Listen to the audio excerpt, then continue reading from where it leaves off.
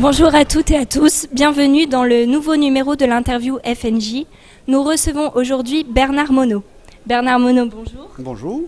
Vous êtes député européen du Front National et stratégiste économique.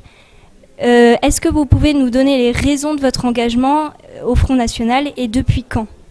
Alors je suis plus particulièrement, moi je préfère qu'on m'appelle député français au Parlement européen, bien entendu du Front National.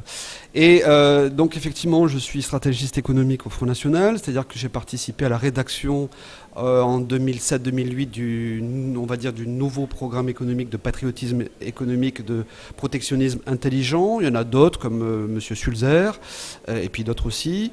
Et mon engagement, si vous voulez, il est très clair, c'est que je considérais que la situation était tellement gravissime depuis ces 2-3 dernières années, en termes économiques, en termes sociaux, en termes de recul, si vous voulez, de notre nation dans le rang des grandes puissances économiques mondiales, que je me suis dit, bon, ben maintenant, il faut s'engager. Et donc, j'ai eu la possibilité de me présenter aux élections européennes, ce qui m'a valu mon élection.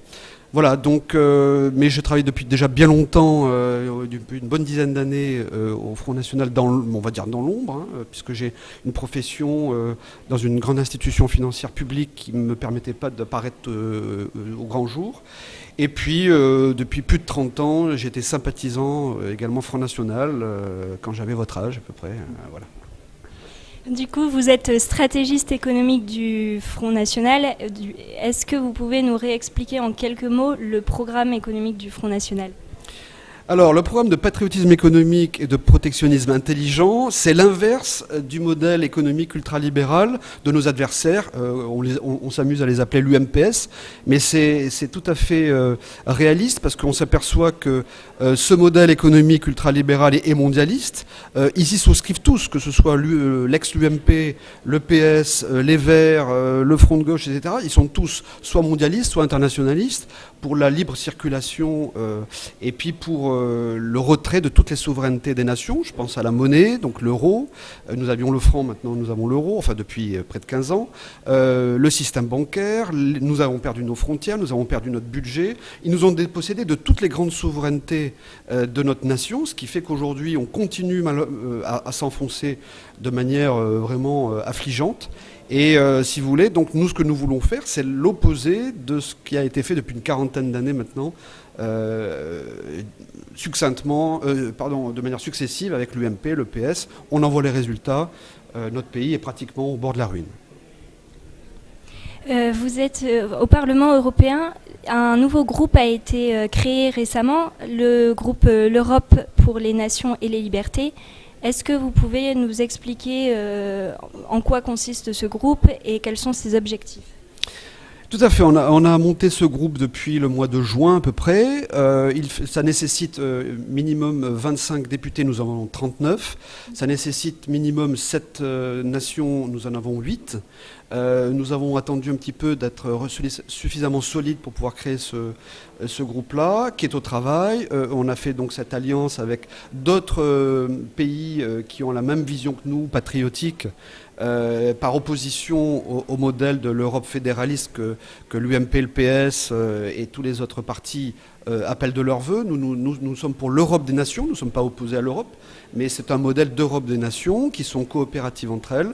Et notre objectif, c'est ça, c'est effectivement d'essayer de faire avancer cette idée d'Europe des nations pour pouvoir inverser le processus de destruction de l'Europe telle qu'elle est construite aujourd'hui. On en voit l'exemple avec la Grèce, par exemple, avec Chypre, ce qui s'est passé à Chypre il y a 2 ans. Voilà, donc toute cette Europe qui nous impose que l'austérité, nous sommes radicalement opposés à ça. Et donc on propose une alternative à ce modèle européiste. Alors je vais passer à une question un peu plus personnelle. Est-ce qu'il y a un livre qui vous a particulièrement plu dernièrement et que vous auriez envie de nous conseiller ? Oui, il y en a un qui est un peu d'ailleurs lié à mon activité économique et financière, qui est pour moi un peu la clé de voûte de notre modèle de patriotisme économique.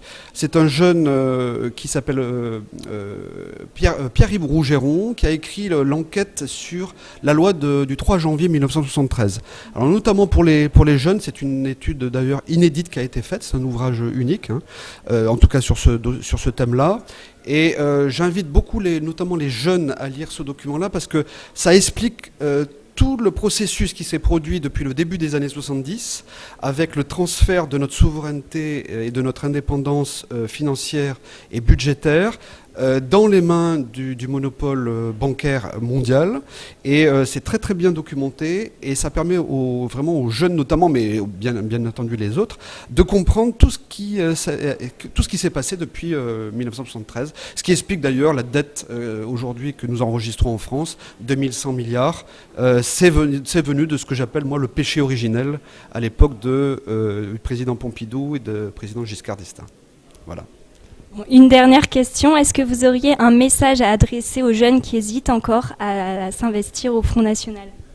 Mais c'est le seul moyen d'avoir un avenir dans le monde dans lequel on est en train de nous enfermer et qui leur spolie en fait leur marché du travail, voire le marché, y compris la retraite à terme, c'est de venir au Front National pour défendre leurs valeurs patriotiques, parce que la nation, c'est le seul moyen qui leur permettra d'avoir un véritable avenir libre, surtout libre, parce que nos adversaires leur préparent, si vous voulez, un enfer à la fois social, économique. Et voilà, il faut s'engager parce que c'est un véritable combat. Nous-mêmes, leurs aînés, on s'engage et croyez-moi, il faut faire beaucoup de sacrifices pour être économiste au Front National. Et bon, je ne suis pas le seul, il y en a bien d'autres. Et voilà, donc il faut s'engager pour défendre leur liberté et leur avenir. Merci beaucoup Bernard Monod. Merci.